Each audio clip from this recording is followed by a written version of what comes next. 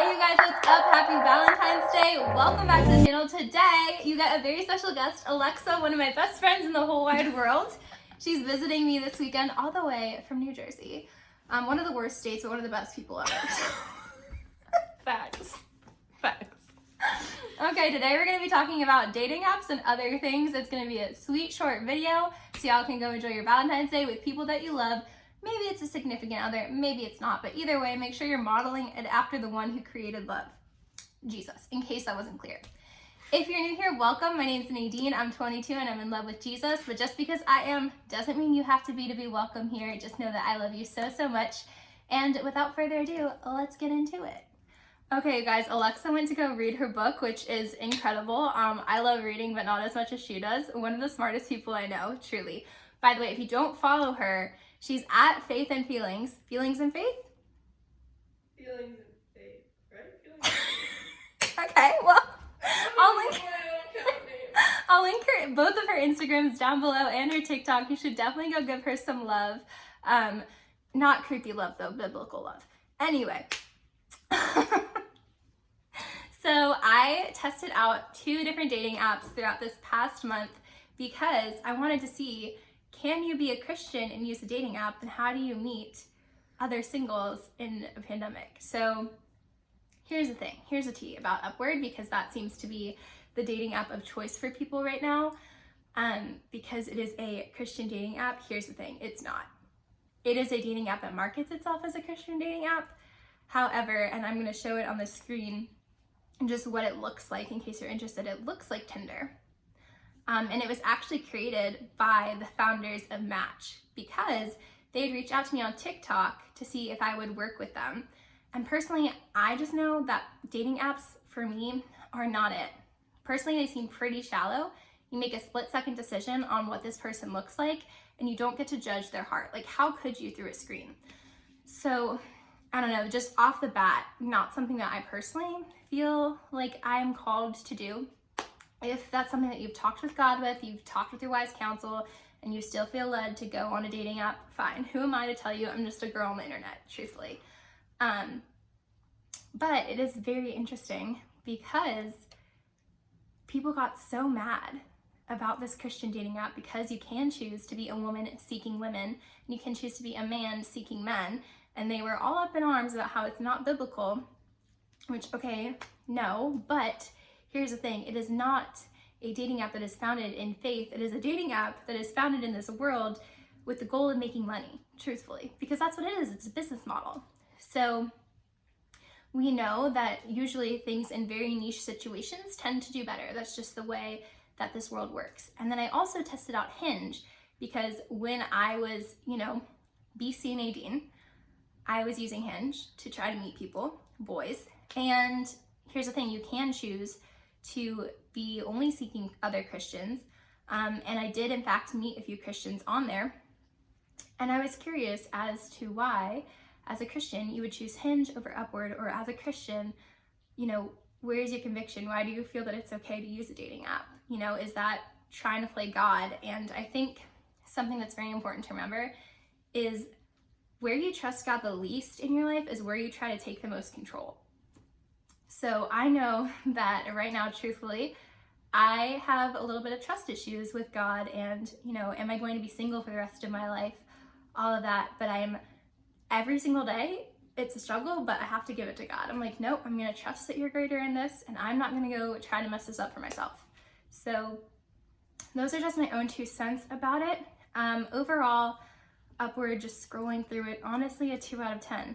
But Hinge, I would give a 9 out of 10 because it is not aimed towards Christians. It's just of this world. And honestly, I just like the setup of the app a little bit better. Upward was confusing. Whenever I would try to scroll through guys' pictures, I would accidentally end up swiping right. And then at one point I was just like, okay, let me just match with whoever and see what happens, see what kind of person they are. I didn't actually end up having conversations with many of them for more than 1 minute because I really felt convicted of not going on dating apps and, not playing with these men's hearts. And I don't know, it's just not something that felt right to me in my soul. So that is a little bit about dating apps and why I think maybe as a Christian, if you're in your 20s, really, you probably shouldn't be using it. Like, why is your focus so much on this person? And it really is truly rooted in looks. And we know that God does not look at the outward appearance of man, but at their heart. So that's just something to chew on. If you get mad at me, take it up with God, all right? Like, this is not on me. So just to answer a few questions that y'all asked from before too, one of these questions says, how important should physical attraction be in a relationship? Physical attraction is important for sure, right? We have chemistry. God gave us that. I think that there is a reason that we are more attracted to certain people, but I would also be cautious about, really asking, why am I attracted to this person? Am I attracted to them because they smell nice or they look good in a picture, or am I attracted to their heart and also the way that they present themselves? Does this person take care of themselves? Are they treating their body like a temple to the Lord? Are they respectful? Are they making sure that they're doing the best that they can so that other Christians don't trip up?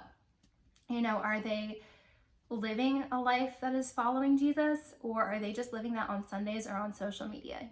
That's super important. So I would say physical attractiveness is obviously important, right? We see that in the Song of Songs where they talk about physical attraction, but it is not the most important thing. The most important, again, is your heart.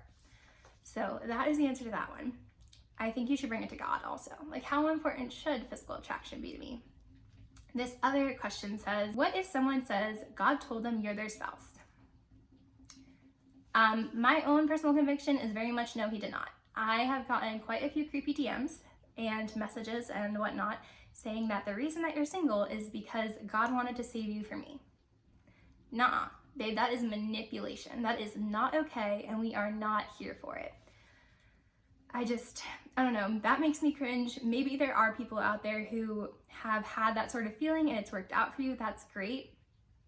In my own personal opinion, I don't believe that actually happens. And that's just because, again, when it's happened for me, it's coming from a place of manipulation, not from a place of love or kindness or anything that lines up with who God is. And if you're confused on what love is, go check out 1 Corinthians 13 verses 4 through 8. So, okay, and then this last question that I'm going to be answering says, which one?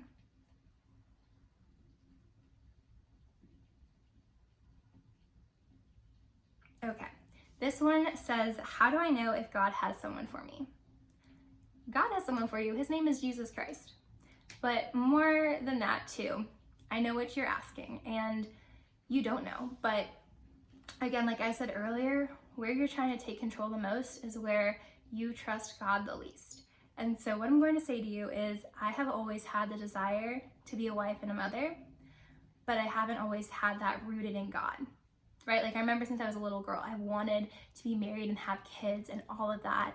But when I grew older, it was because I was trying to find my identity, my worth in a man and in what I could give someone else, trying to earn their love instead of coming from a place where, hey, they already love me because of Jesus. And I think now that I am walking with God, my perspective has shifted. And, it says that God has plans to prosper you and not to harm you, to give you hope and a future. And just keep praying about it, honestly. God, if this is in my plans for you, I want to walk in them, and I need you to make that abundantly clear. Help me stay on the plans that you have for me, because it's easy for us to stray from them. But guess what? God has a plan A, and that's his plan. And we know that Jesus is going to come again, whether or not we're walking with God. And, also thinking back to Genesis, right? God said, be fruitful and multiply. So I think if you're called into singleness, you will definitely know. And I think if maybe you are searching for anyone other than God, if there is an idol in your life that is above God, he's going to let it be destroyed. That's for sure. I know personally, when I was still half in, half out with God, I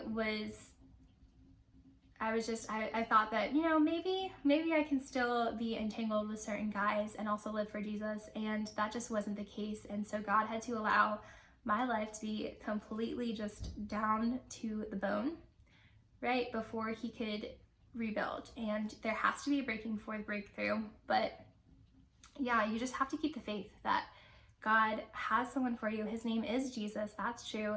And if you desire a marriage, for the glory of God, right? To add to the kingdom, to be able to have a strong enough bond that shows, hey, this is what the love of Jesus looks like. This is how Jesus loves his church. This is how my husband loves me. This is how I love my wife. Yeah, I think God will probably fulfill that. I mean, like, I can't say, but he's a good God. He's not a God who's going to punish you and withhold good things from you, right? He operates out of love. If he wanted to punish us, he very well could have backed with Adam and Eve, but instead he said, no, I'm going to bring you redemption through my son. He's going to bear all of your burdens, and he's going to defeat death so that you may know the extent and the fullness of my love. So, I don't know, that's just a little ramble. I hope that makes sense. Okay, this last one I'm answering says, how do you know when you are ready to come out of your season of singleness? I don't know. Can't tell you. I have no idea, but I do know that you're going to have to trust God a lot, and you're going to have to pray that God would give you clarity on that. Because our God is not a God of confusion and chaos, but a God who truly just brings peace and joy and life abundantly. And again, he is a God who is able to do exceedingly and abundantly more than all you could ever ask or imagine. And so you just have to trust and just keep your blinders on and chase after him. And if you do that, everything else will fall into place. And it's not to say that your life will be without struggles or trials or hardships, because you know what? This is real life. This is a broken earth, but God has promised to redeem and restore it. And he has already started that work with Jesus. So with that, all right, this has been an incredible chat. I love you guys so, so much. Have an incredible Valentine's Day. Remember, don't just tell someone you love them, but show them. Like, comment, subscribe. If you liked this video, let me know. Go connect with me on Instagram. If you have any more questions, always feel free to DM me, and have an incredible week. I'll see you on Thursday. Bye, guys.